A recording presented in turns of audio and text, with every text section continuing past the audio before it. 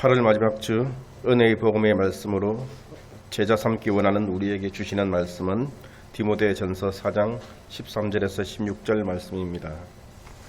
내가 이를 때까지 읽는 것과 권하는 것과 가르치는 것에 전념하라. 내 속에 있는 은사 곧 장로의 회에서 안수 받을 때에 예언을 통하여 받은 것을 가볍게 여기지 말며 이 모든 일에 전심전력하여 너희의 성숙함을 모든 사람에게 나타내게 해라.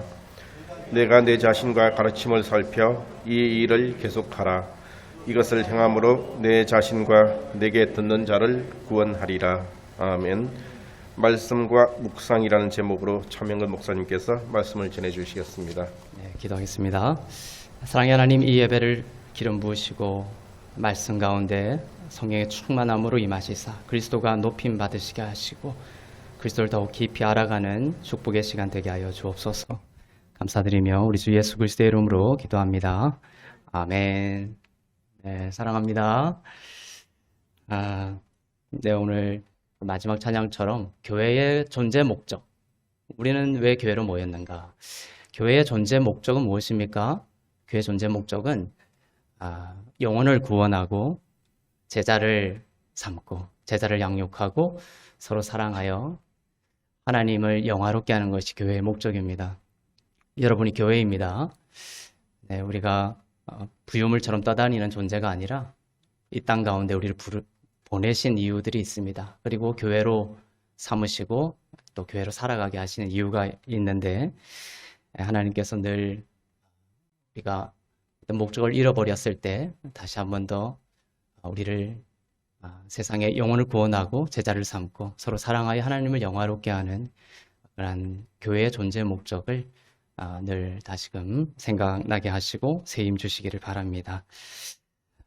지난주에 우리는 말씀 묵상의 중요성에 대해서 함께 나누었습니다. 말씀의 묵상은 참으로 중요합니다. 시편 1편 3절은 이렇게 말씀합니다. 말씀을 우리가 묵상할 때 그가 하는 모든 일이 다 형통하리라. 세상적인 형통함과 그리스도 안에서 형통함은 분명히 다릅니다. 우리는 그리스도 안에서의 형통함을 원하죠. 시편 1편 3절을 보겠습니다. 시작. 그는 시냇가에 심은 나무가 철을 따라 열매를 맺으며 그 잎사귀가 마르지 아니한 같으니 그가 하는 모든 일이 다 형통하리로다. 하는 일부가 이렇게 안 돼 있죠. 뭐다? 모든 일이 다 이렇게 돼 있습니다. 다 형통하리로다. 얼마나 감사합니까? 그럼 이렇게 질문할 수도 있습니다. 목사님, 저는 밤과 같은 시간도 있는데요. 형통하지 않은 것 같은 그런 시간들도 있는데요. 이 말씀이 맞지 않는 것 아닙니까? 이렇게 질문할 수가 있겠죠. 네. 복음 안에서 주시는 축복의 날, 우리가 축복의 날을 살아가고 형통의 날을 살아가게 하시는데, 복음 안에서의 축복의 날은 저녁이 되고 아침이 되니 맞는 한 날을 말합니다. 창세기 1장에 보면 하나님이 창조를 하시고 하루 이틀 또 사흘째 계속 창조를 하시고 반복되는 구절이 있어요. 그 뭐냐면 저녁이 되고 아침이 되니 그것을 첫째 날이다, 한 날이다 라고 하시는 것입니다. 그래서 그냥 아침을 날이라고 하지 않고 이 히브리적인 또 복음적인 날이라는 것을, 우리에게 주시는 형통의 날, 축복의 날이라는 것은 저녁이 되고 아침이 된 날을 그리스도 안에서의 한 날이다 라고 합니다. 밤과 같은 어려움의 시간이 없다라는 것이 아니죠. 그러나 그 시간에도 믿음으로 말씀 앞에 묵상하면 아침이 되고 밤을 이기고 탄생한 한 날을 우리가 소유하게 된다라는 것입니다. 말씀을 묵상할 때 그 시간들을 또한 인내하고, 우리가 말씀을 묵상하게 되면 그런 밤의 시간들을 인내하고 또 이길 수 있는 소망의 능력을 하나님께서 주십니다. 묵상은 또한 묵상하는 그 믿음은 삶을 형통으로, 우리가 시편 1편 3절에서 읽었듯이 삶을 형통으로 인도하시고 우리에게 유익을 줍니다. 우리를 불행하게 하거나 우리를 끝없는 재난과 낭망으로 결론 짓는 것이 아니라 형통한 삶으로 의의 길로 반드시 인도하시는 말씀하시는 것이다. 우리가 돈을 쫓아가면 돈도 잃고 주님도 잃게 되지만 말씀 묵상을 통해서 이 말씀이 그리스도죠. 말씀 묵상을 통해서 주님을 쫓아가면 주님을 얻고 또한 시편 1편 3절의 말씀처럼 형통의 길로 하나님께서 자녀의 삶을 인도하신다. 성경은 이와 관련해서 경건의 연단이 성도들에게 유익이 된다 이렇게 말씀하고 있습니다. 경건의 연단. 경건의 유익은 무엇일까? 경건의 연단이 말씀 묵상과 관련이 있기 때문에 이 말씀을 또한 나누기를 원합니다.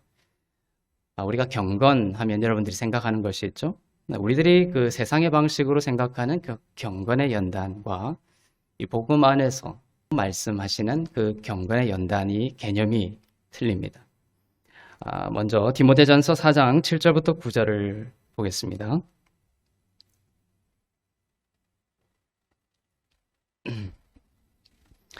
시작. 망령되고 허탄한 신화를 버리고 경건에 이르도록 내 자신을 연단하라. 육체의 연단은 약간의 유익이 있으나 경건은 범사에 유익하니 금세와 내생에 약속이 있느니라. 미쁘다 이 말이여 모든 사람들이 받을 만하도다. 네, 육체의 연단과 경건의 연단을 비교하고 있습니다. 육체의 연단은 약간의 영광이 있다. 약간의 유익이 있다. 하지만 경건의 연단은 범사 모든 일에 유익을 준다. 이 경건의 연단을 여러분 소망하셔야 되겠죠? 경건이라는 말을 들으면 우리는 무엇을 생각합니까? 보통 경건하면 가난한 삶이나 어떤 무소유의 삶이나 아니면 고립적인 형태의 수도원 같은 삶의 방식을 경건이다 이렇게 쉽게 우리가 떠올릴 수 있을지 모르겠습니다. 그러나 이것은 성경적인 관점은 아니에요. 경건은 범사에 유익하다라고 할 때 이 유익하다라는 것은 이익과 도움을 준다 이런 뜻입니다. 육체의 연단이 약간의 유익이 있다 이렇게 표현하고 있기 때문에 이 유익이 그저 영적인 범주에만 속하고 혼적이고 육적인 범주는 아니다라고 할 수가 없다라는 것이에요. 지금 육체의 연단은 약간의 유익이 있고 이렇게 되죠. 그 유익을 경건의 연단은 범사에 유익이 있다 할 때 똑같은 단어를 쓰고 있다는 것이죠. 그러니까 경건의 연단은 유익이 있다, 모든 일에 유익이 있다라고 할 때 그 연단이 그저 영적인 부분에만 속하는 것이 아니다라는 것을 우리가 알 수 있겠죠. 그래서 우리는 경건의 훈련, 경건의 연단은 우리의 영적인 것을 깨울 뿐만 아니라 우리의 건강에도 영향을 미치고 우리의 혼적인 범주인 감정이나 정서나 의지에도 유익을 준다라는 것을 살린다는 것이에요. 범사라고 하였기 때문에 사람들과의 관계에서나 자녀들의 양육에 이르기까지 범사의 이 경건의 연단이 유익을 준다라는 것입니다. 그러나 여러분이 항상 기억해야 할 것은 순서입니다. 육과 혼과 영이 아니라 바로 영으로부터 육에 흘러가는 복음적인 순서를 기억할 필요가 있습니다. 하나님은 우리들이 영 가운데 생명이 있고 우리가 영의 그 살아남, 영의 그 깨어남을 통하여 항상 영 가운데 생명을 얻고 그것을 통하여 우리의 혼과 그다음에 육의 형통함이 있는 그러한 삶이 되기를 원하신다라는 겁니다. 하나님이 말씀하시는 그 영의 영역에서 우리가 죽어 있고 잠들어 있다면 우리가 혼의 영역이나 또 육의 영역에 있어서 여러 가지 유익과 살아남을 경험하더라도 그것은 아무런 의미가 없다라는 것이죠. 그래서 영의 깨어남, 영에서의 살아남, 영에서의 생명이 중요하다. 그리고 그 생명이 우리의 혼과 육에까지 흘러와서 생명이 되는 그러한 삶을 하나님은 원하십니다. 삶의 우선순위를 기억하셔야 됩니다. 사도 요한이 서신서를 썼죠. 요한 1서, 2서, 3서를 썼습니다. 요한 3서에 보면 요한이 누구에게 편지를 쓰냐면 가이오에게 편지를 씁니다. 가이오에게 주신 말씀도 마찬가지였습니다. 영혼이 잘된 같이 범사에 잘되고 강건하기를 요한은 기도했습니다. 요한 3서 1장 2절을 보겠습니다. 사랑하는 자여, 내 영혼이 잘됨 같이 내가 범사에 잘되고 강건하기를 내가 간구하노라. 네. 자, 영혼이 잘됨 같이 이렇게 돼 있죠. 네. 육이 잘됨 같이 이렇게 안 하고 영혼이 잘됨 같이 내가 범사에 잘되고 건강하기를, 강건하기를 원한다. 가이오에게 이렇게 편지를 보내고 있습니다. 여기서 영혼이 잘됨 같이 할 때 그 가치는 헬라어로 카토스라는 단어입니다. 카토스. 그래서 영어로 하면 in accordance with, 무엇에 일치해서, 무엇에 비례해서 이런 뜻입니다. as 이렇게 되겠죠. as 이런 것도 될 수가 있겠습니다. 무엇에 비례해서. 영이 주 안에서 잘 되는 것과 비례해서 내 어떤 혼과 육이 잘 되기를, 범사에 잘 되고 강건하기를 원하는 사도 요한의 마음이 들어가 있는 것이죠. 영이 주 안에서 잘됨 없이 어떤 범사가 잘 되고 강건하더라도 그것은 호흡이 없는 것과 마찬가지입니다. 사실은 범사의 잘됨이 도리어 자신을 찌르게 되죠. 영에 있어서 잘됨, 이것이 우리에게 가장 중요합니다. 그것은 주님을 향하는 것이고 우리가 주의 생명 안에서 깨어있고 주를 의지하고 주를 신뢰하는 은혜 아래에 있는 것이 바로 이 영 안에 있는 것이죠. 영이 잘 되는 것입니다. 그것 없이 우리가 어떤 혼이나 육이 잘 되는 것은 도리어 그 사람을 찌르고 그 사람을 무너뜨릴 수 있는 요인이 될 수 있다는 것이에요. 예를 들면 어떤 영적인 그런 잘됨 없이 영적으로 주님 안에서 어떤 그런 성숙함 없이 예를 들면 거액의 어떤 복권 당첨자들이 그 삶이 이전보다 더 파괴되고 비극적으로 되는 그러한 이야기들을 우리들은 종종 접합니다.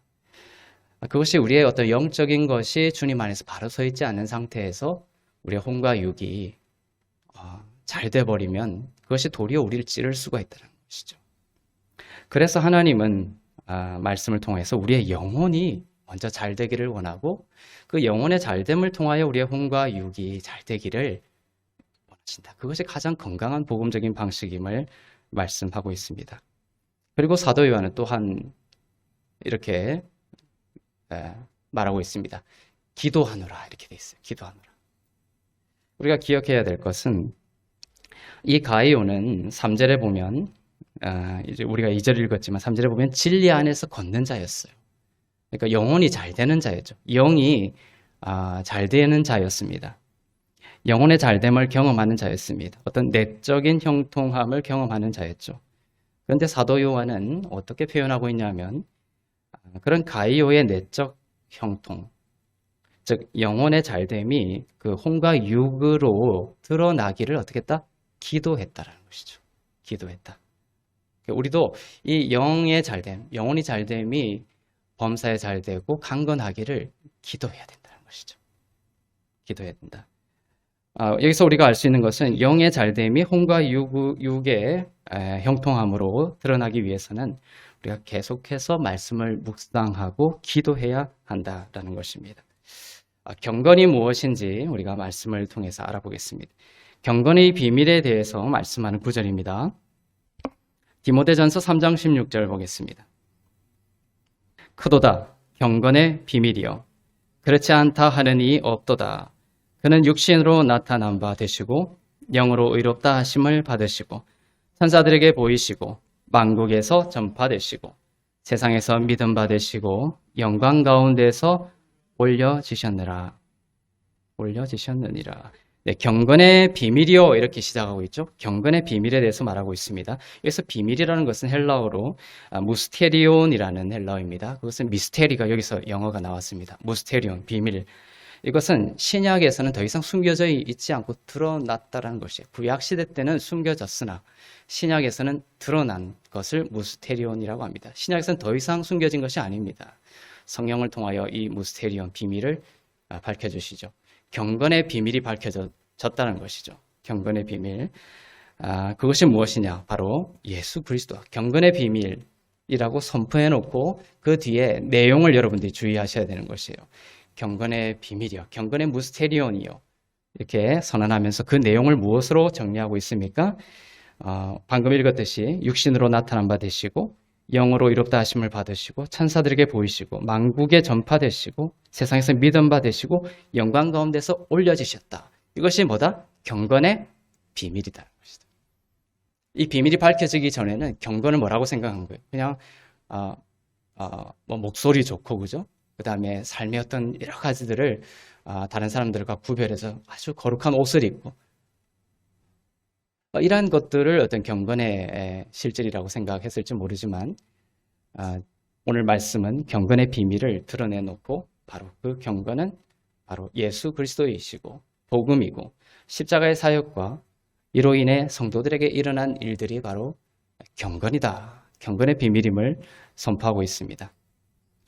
그렇다면 이 경건의 연단은 무엇이냐? 경건의 연단은 모든 범사에 유익이 있다고 했죠. 우리가 경건의 비밀을 알았습니다. 이제.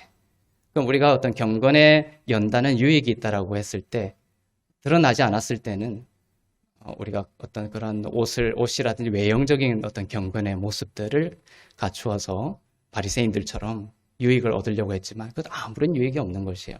경건의 연단은 유익이 있다고 할 때 우리는 경건의 비밀을 지금 주님께서 드러내시는 것을 깨달았습니다. 그럼 경건의 연단은 무엇이냐면 바로 여러분의 생각과 마음을 여기에 복음에 결부시키는 게 경건의 연단입니다. 성경을 읽고 묵상하고 공부할 때에 예수 그리스도를 추구하는 것이 경건의 연단입니다. 여러분의 묵상과 공부와 읽기 등을 예수 그리스도의 삶과 십자가의 사역과 은혜의 복음에 맞추고 추구할 때 그것을 실질적으로 성경은 여러분의 경건의 연단이다라고 말씀하고 있는 것입니다. 단정한 옷을 입는 방식이 경건의 연단이 아닙니다. 채식을 하는 등 음식을 가려 먹는 것이 경건의 연단이 아닙니다. 화장을 하느냐 마느냐가 경건의 연단이 아닙니다. 제가 어렸을 때는 경건하게 교회에 나와야 된다라고 해서 전날에 그죠? 은행에 가서 새로운 새 돈을 뽑아가지고 다림질해가지고 헌금을 해야 되고 화장도 하고 나오면 안 되고 또 짧은 치마를 입으면 안 되고 이것이 제가 어렸을 때 자라오면서 훈련받았던 경건의 연단이었던 것이에요. 그렇지만 성경은 그것이 아니다라는 것입니다. 경건은 예수 그리스도를 통한 구속의 진리에 결부된 묵상과 공부와 위로 등 그런 삶을 경건의 연단이다라고 말하고 있는 것입니다. 바울은 디모데에게 이렇게 경건의 비밀을 풀어준 뒤에 4장 13절에서부터 15절에서 바울 자신이 이를 때까지 너희에게 도달할 때까지 디모데와 교회의 유익을 위해서 전념해야 될 것을 당부하고 있습니다. 디모데에게 바울이 서신서를 쓰면서 경건의 비밀을 풀어줬죠. 그리고 경건의 이 연단은 모든 것에 유익이 있다. 이제 내가 너희에게 이를 날이 있을 텐데 그때까지 전념해라. 무엇에 대해서 전념해라? 자, 디모데전서 4장 13절부터 15절을 보겠습니다.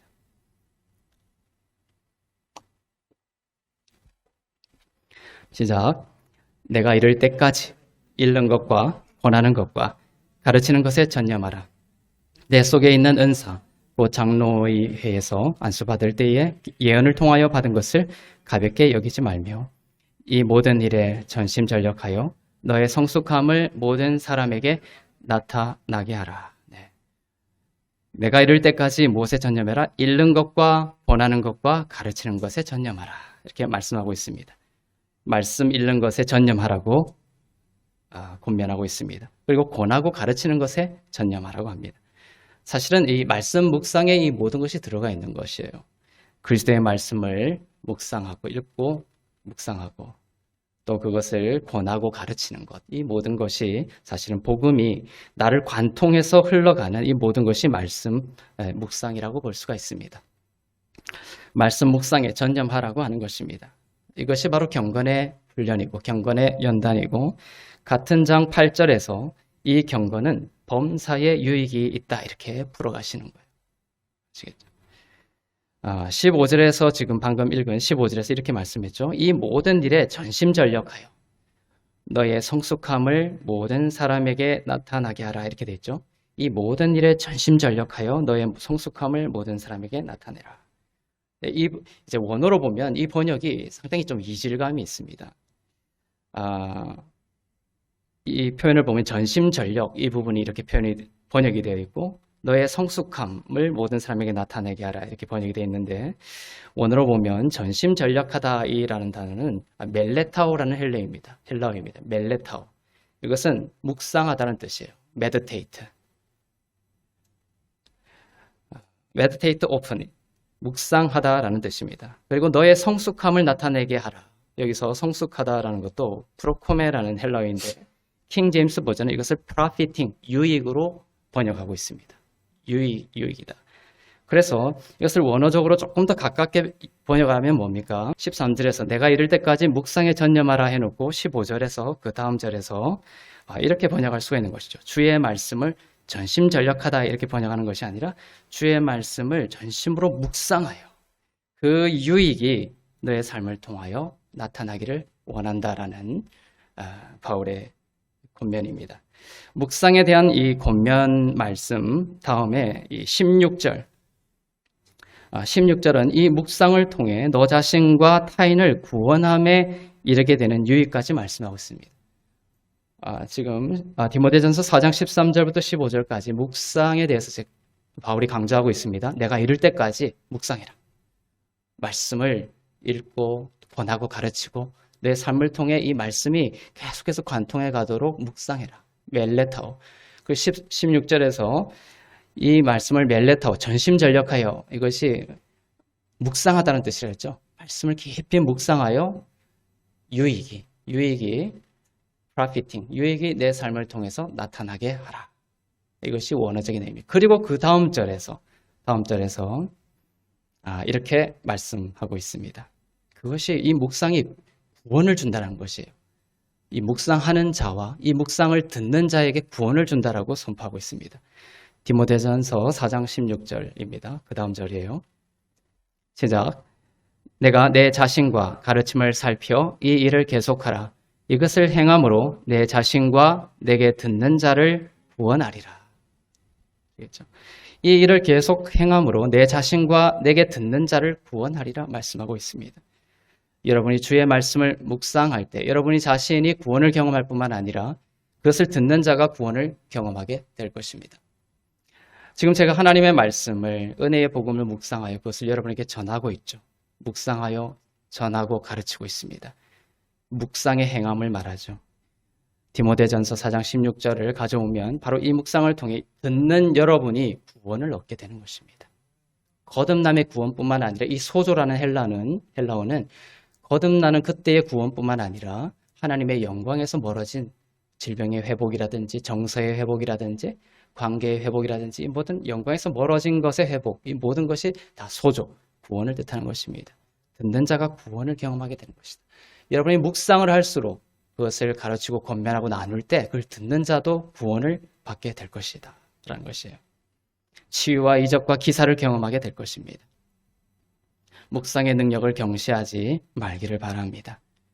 하나님의 말씀을 묵상하는 일에 생명을 걸어야 하는 것입니다. 또 귀신 들린 자가 있었는데 미국에서도 그걸 축사를 해서 쫓아내기도 하지만 많은 경우에는 내가 묵상한 하나님의 사랑, 손을 대고 하나님께서 당신을 너무나 사랑하십니다. 당신은 하나님의 자녀입니다. 이렇게 선포할 때 귀신이 떠나가는 것을 많이 경험했습니다. 그리고 마틴 로이드 존스 목사님도 그의 글을 통해서 이 축사의 가장 파워풀한 것은 바로 하나님의 말씀이다라는 것을 또 기록하고 있어요. 그래서 이것을 막 어떤 그 형이상학적으로 그 어떤 소리를 지르고 그 다음에 어떤 이성적이지 않은 초월적인 어떤 그러한 장풍 쏘는 사람들 있죠. 장풍 쏘는 사람. 네. 그러한 식으로 하나님이 일하는 것은 복음적으로 건강한 방식은 아닙니다. 네. 제 경험도 그렇고 실제적으로 선진들이 했던 우리 안에서 어둠이 떠나고 귀신이 떠나가고 생명을 새롭게 하는 것은 내가 묵상한 하나님의 말씀, 나에게 주신 하나님의 말씀을 그 가운데 선포하는 거예요. 하나님이 당신을 사랑하십니다. 당신은 하나님의 자녀입니다 하면 그 귀신이 벌벌 떨고 떠나가는 것입니다. 그래서 누군가 귀신이 들었다면 당신은 하나님의 자녀이고 하나님이 당신을 예수 그리스도를 통하여 정말로 사랑하십니다 하고 안아주세요. 그럼 떠나가게 될 것입니다. 실제로 일어나고 있다는 것입니다. 이 묵상하다라는 히브리어 하가는 영어로 이제 meditate라는 것도 되지만 영어가 이제 muse라는 단어, 이것도 이제 이 하가를 번역하는 영어 번역이기도 합니다. 그러니까 meditate도 하가에서 나왔고 muse라는 영어도 이 meditate 하가에서 나온 것입니다. 그래서 이 muse라는 영어는 어떤 의미냐면 조용히 묵상하다 이런 뜻이라는 것이에요. 조용히 묵상하다, muse. 근데 이 muse의 반대말이 뭐냐면 amuse입니다. amuse. 알파벳 A가 muse 앞에 붙어있는 거예요. M-U-S-E라는 muse 앞에 A가 붙어서 반대의 의미를 가지게 됩니다. 그래서 amuse라는 것은 뭐냐면 재미있게 하다, 쾌락을 주다 이런 뜻이죠. amuse. 그래서 묵상과 반대되는 개념이죠.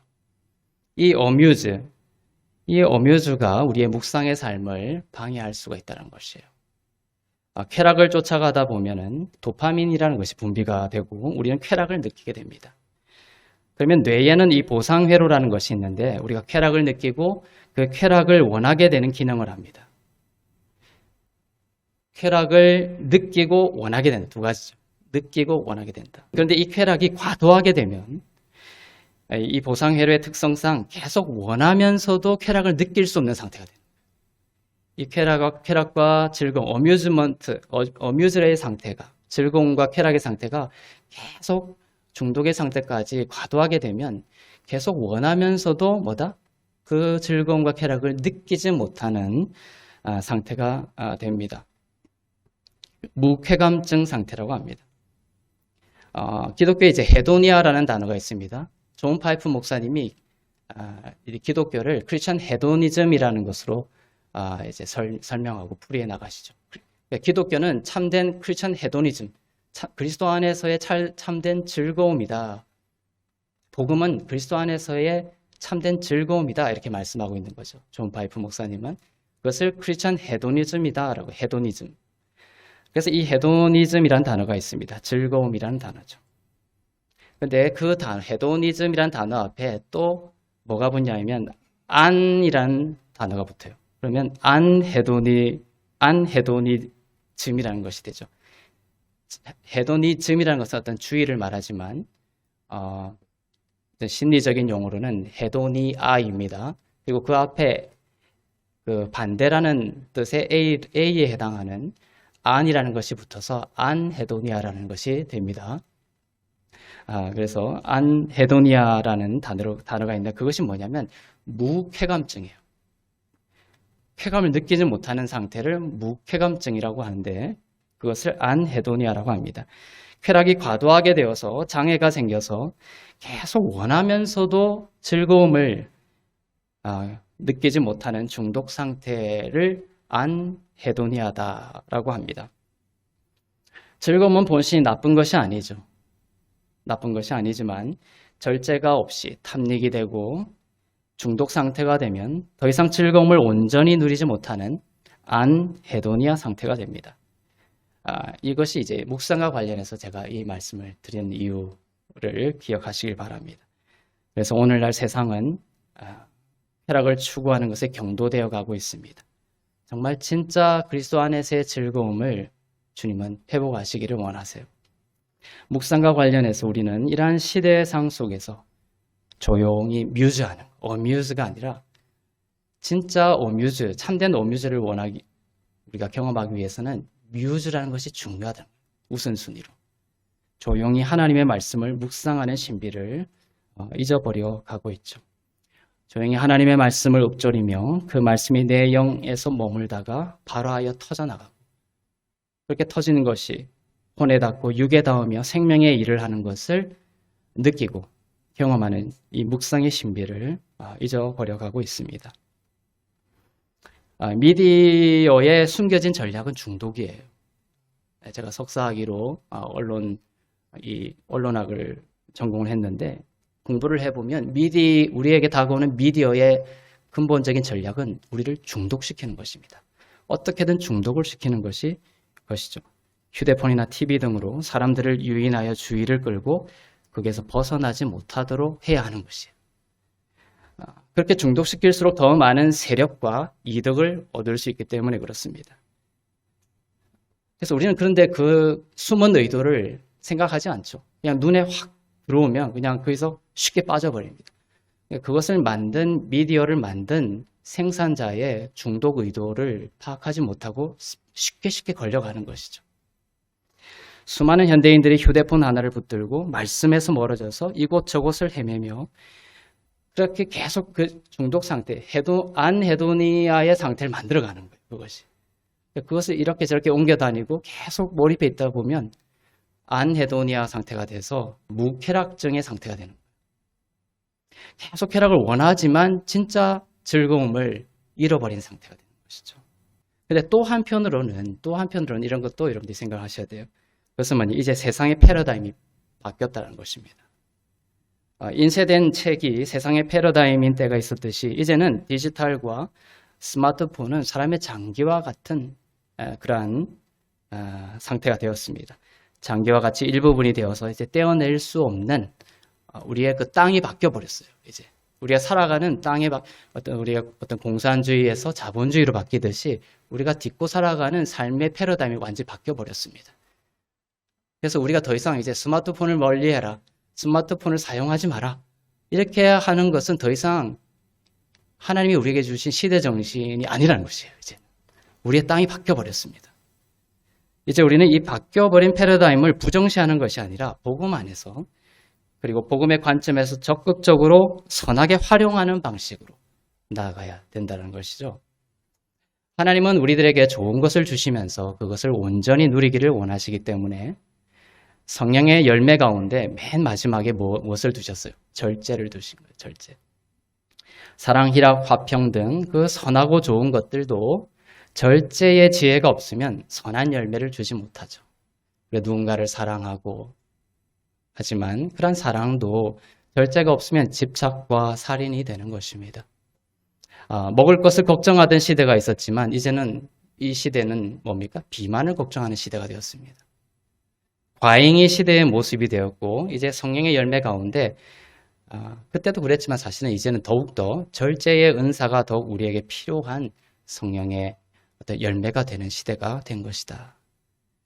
수많은 정보들이 넘치고 수많은 과잉과 유혹과 중독의 요인들이 가까이에서 넘치는 어쩌면 진짜 광야와 같은 그러한 이 시대에 하나님은 우리들 가운데 길을 주시기를 원하시는 거예요. 그럼 과잉된 정보와 홍수 속에서 중독에 빠지지 않고 길을 주시고 주님이 뭐라고 하셨습니까? 나는 길이요 진리요 생명이라는 것이 주님이 길이 되신다. 그때도 길이 됐지만 지금 이 시대에도 뭡니까? 주님은 우리에게 길이 되시기를 원하신다. 그 길을 주님을 길로 삼고 주시는 지혜와 계시를 통해서 그 길을 따라 형통의 삶을 살아가기 위해서 무엇이 필요하다? 묵상이 필요하다는 것이에요. 오늘 하나님께서 우리들을 생명의 길로 인도하시기를 원하시면서 전념하라 이렇게 명하시는 것을 생각하시길 바랍니다. 조용히 하나님의 말씀을 묵상하는 것입니다. 지혜와 계시의 영으로 마음의 눈을 밝히실 것입니다. 주님의 왕성한 구원의 사역, 주님이 얼마나 왕성한 사역을 하셨습니까? 우리는 거기에 초점을 맞추는 경우도 있지만 사실 하나님은 그 모든 사역을 마치고 저녁에 홀로 하나님과 독대하며 하나님과 묵상의 시간, 조용한 시간을 통하여 하나님과 교제했다는 것이죠. 그것이 실질적으로 하나님께 주님이 공생의 사역을 파워풀하게 할 수 있는 능력이 되었다는 것이죠.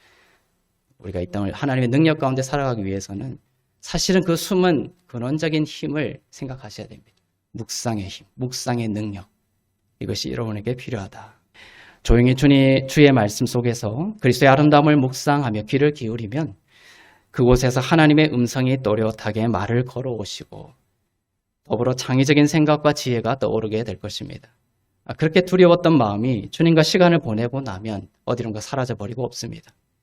원수가 7길로 도망을 가고 주님이 보이시는 생명의 길이 눈앞에 보이기 시작합니다. 이것이 말씀을 통하여 주님과 교제하고 말씀을 깊이 묵상할 때 주시는 하나님의 은혜입니다. 또한 묵상은 바쁘게 우리가 브레이크 없이 돌아가는 삶을 멈추어 서서 하나님의 지혜를 구하고 하나님으로부터 주님을 길로 삼아서 우리의 삶의 길을 우리가 구하는 그런 시간이죠. 그래서 이 묵상은 우리를 어디로 인도하냐면 현재를 살도록 인도합니다. 현재를 살도록 인도한다. 주신 것들을 선용하는 것과 중독되는 것은 다릅니다. 항상 휴대폰을 들여다보고 있습니까?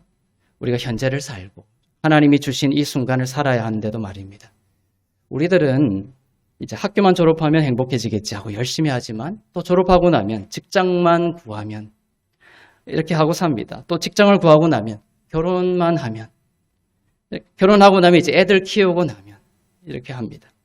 그리고 상처가 다 아물고 나면 이런 식으로 주님이 나에게 현재적으로 주신 하나님의 축복과 은혜를 누리지 못하고 계속해서 하나님이 주신 은혜를 성육화시키지 못하고 살아가죠. 사실 불안의 원인은 거기 있을 수가 있다. 우리가 매일 불안한 이유는 하나님이 현재 주신 하나님의 은혜를 온전히 누리지 못하고 계속 우리의 생각과 사고가 미래의 어느 지점을 갈구하고 있다는 것이죠. 오늘을 감사하고 현재를 살지 못하고 있는 것입니다. 그러나 복음은 미래의 소망을 주시면서도 지금 오늘 그리스도 안에서 행복하시기를 원하십니다. 로마서 8장 1절 말씀하시죠. 어떻게 시작합니까? 그런즉 그 다음에 뭐예요? 이제는 눈이라는 헬라어입니다. 그런즉 나중은 아닙니다. 그런즉 이제는 그리스도 예수 안에 있는 자에게는 결코 정죄함이 없다라고 선포합니다. 그런즉 나중에는 이것이 아니라는 것이에요. 그리스도 안에 있다라는 이 진리 안에서 참된 행복이 이미 왔다라는 것입니다. 바로 사랑스러운 예수님이 여러분 안에 계십니다. 열심히 해서 성공은 했지만 한 번도 현재를 살아본 적이 없다면 참 형통일까요? 이 가을에 아름다운 낙엽이 머리 위로 떨어지고 멀리 귀뚜라미 소리가 아름다운데 또 많은 경우는 아내나 남편이 말을 걸어오죠. 그때 휴대폰을 막 들여다보고 그것을 무시합니다. 또 자녀가 어렵게 말을 꺼냈어요. 그런데도 그때 뭔가 중독이 되어 있는 상태이기 때문에 그걸 받아주지 못합니다. 그래서 순간순간 하나님이 주시는 그런 사인을 인식하지 못하고 계속 나의 중독에 매몰되어 있는 것, 현재를 살지 못하고 있는 것이죠. 깨어 있어야 되는 거예요. 그래서 만약 아내가 말을 걸어오거나 남편이 말을 걸어오거나 자녀가 말을 걸어오거나 할 때는 모든 것을 내려놓고 들으셔야 돼요. 평생 그 현재를 즐기셔야 돼요. 누리셔야 되는 것입니다. 묵상은 여러분이 영 가운데 거하게 합니다. 묵상은 여러분이 혼과 육에 몰입되어 있던 것을 꺼내어서 여러분들을 영의 위치에 자리매김하는 거예요. 묵상은 여러분을 영의 위치에 놓게 한다. 그것이 왜 중요하면 하나님의 말씀은 영 가운데 말씀하시기 때문에 그래요. 히브리서 4장 12절 보겠습니다.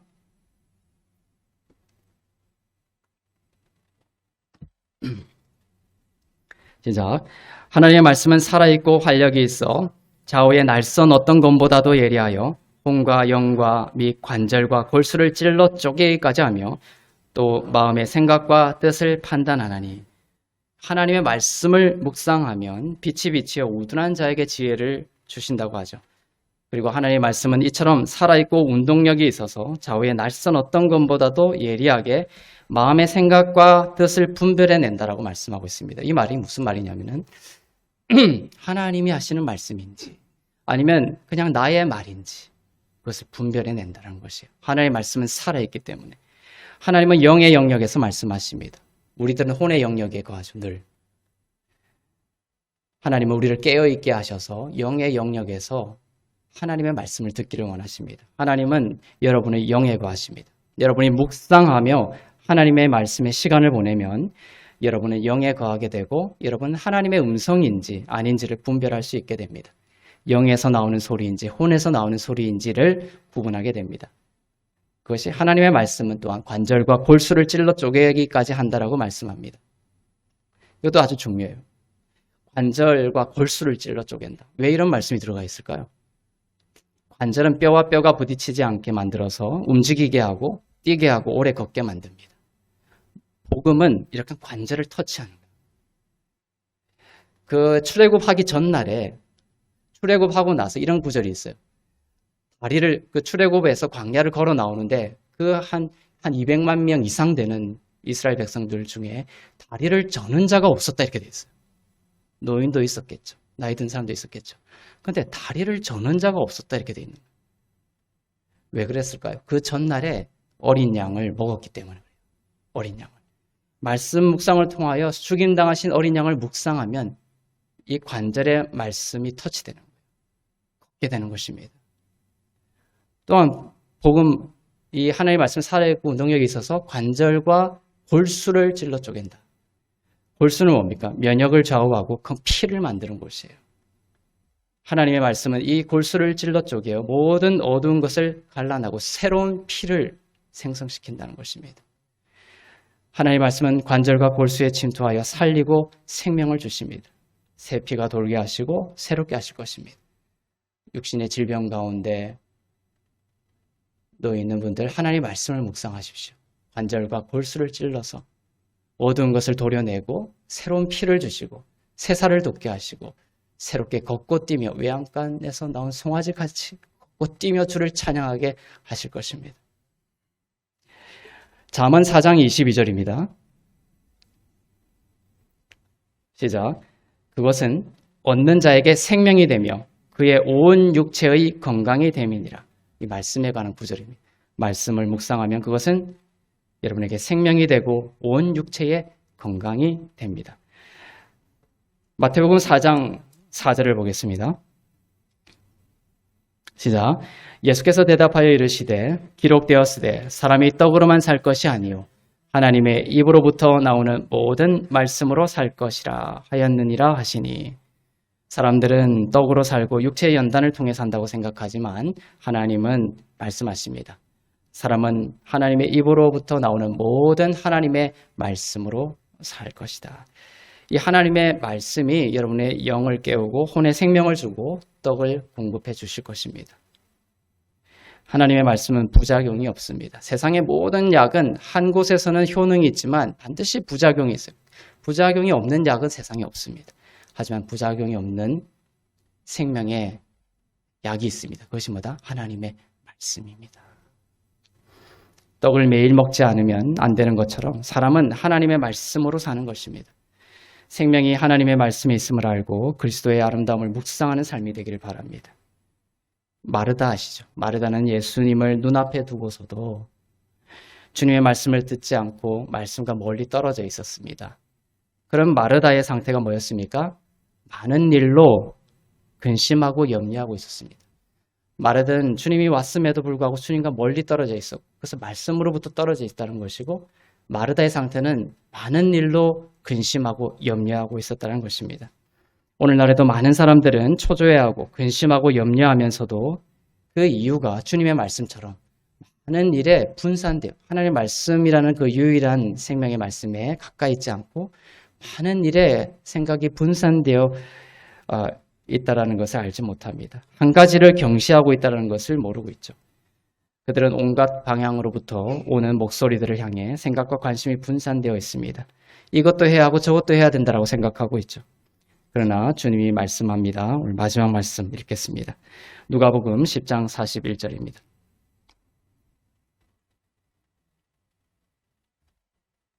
시작. 몇 가지만 하든지 혹은 한 가지만이라도 족하니라. 마리아는 이 좋은 편을 택하였으니 빼앗기지 아니하리라 하시니라. 네, 마르다와 마리아의 그 사건에서 주님이 주신 말씀입니다. 몇 가지만 하든지 혹은 한 가지만이라도 족하니라 이렇게 되어 있죠. 근데 많은 다른 사본에는 몇 가지만 하든지 이것은 없어요. 한 가지만이라도 족하다 이렇게 되어 있습니다. 한 가지만이라도 족하니라. 마리아는 좋은 편을 택하였으니 결코 빼앗기지 아니하리라. 여러분들도 이 한 가지를 택하셔서 결코 빼앗기지 않는 삶이 되기를 원합니다. 그리고 마르다는 많은 걸로 근심과 염려 가운데 있었지만 주님은 단 한 가지가 필요하다라고 말씀합니다. 여러분들이 많은 염려와 근심이 있습니까? 이 주님의 말씀을 기억하세요. 단 한 가지가 없어서였기 때문이라는 것이 주님의 해결책은. 주님은 우리 삶의 한 가지면 족하다라는 것입니다. 얼마나 좋습니까? 주님이 오셔가지고 이것도 필요하고 저것도 필요하고 이렇게 말씀하지 않고 한 가지면 족하니라 하셨어요. 우선순위처럼 보이는 수많은 것들이 있습니다. 그러나 사실은 한 가지입니다. 주님이 모든 것이고 또한 모든 것을 가지고 계시고 주님의 말씀이 여러분에게 생명을 주실 것입니다. 하나님의 말씀을 묵상하는 것이 삶의 습관이 되게 하시기를 바랍니다. 그 좋은 편을 택하였으니 결코 빼앗기지 아니하리라 하는 주님의 말씀처럼 하나님이 주신 모든 선한 선물들을 온전히 받게 될 것입니다. 우리에게 주님을 알게 하시고 구원의 능력이 되는 이러한 묵상의 삶이 일평생 여러분의 삶 가운데 더욱 깊어지기를 주님의 이름으로 축원합니다. 기도하겠습니다. 하나님의 말씀을 묵상하는 것이 우리의 삶의 우선순위가 되기를 원합니다. 묵상함으로써 우리의 영이 살아나게 하여 주시고 혼과 육이 회복되게 하여 주시옵소서. 하나님의 말씀을 묵상함으로 주 안에서 형통하게 하시고 소망 가운데 살되 또한 하나님이 주신 현재를 감사함으로 누림으로 주님을 영화롭게 하여 주시옵소서. 하나님이 내게 주신 것들이 선함을 깨닫게 해주시고 아내와 남편을 귀히 여기고 주신 자녀를 마음껏 축복하고 있는 그대로 사랑하며 모든 것에 감사하는 참된 형통이 우리 가운데 이루어지게 하여 주시옵소서. 묵상하며 주님을 깊이 만나게 하시고 그 묵상이 나 자신과 듣는 모든 사람을 구원에 이르게 하는 묵상의 신비를 날마다 경험하게 하여 주시옵소서. 내게 주신 모든 것, 호흡까지도 하나님의 은혜임을 고백하며 드린 예물 위에 기름 부으시고 쓰이는 곳마다 복음이 전파되고 교회가 세워지고 하나님의 나라가 건설되게 하여 주시옵소서. 이제는 우리 주 예수 그리스도의 은혜와 하나님 아버지의 사랑과 성령님의 위로 교통 새롭게 하심의 역사가 하나님의 말씀을 깊이 묵상함으로 영과 혼과 육의 온전하고 풍성한 구원을 경험하기를 소망하는 주 안에서 의롭고 흠없고 거룩한 교회 가운데 흩어져 복음을 전하는 선교사님들 가운데 나라와 민족들 가운데 이제부터 영원토록 충만하시기를 간절히 축원하옵나이다. 아멘.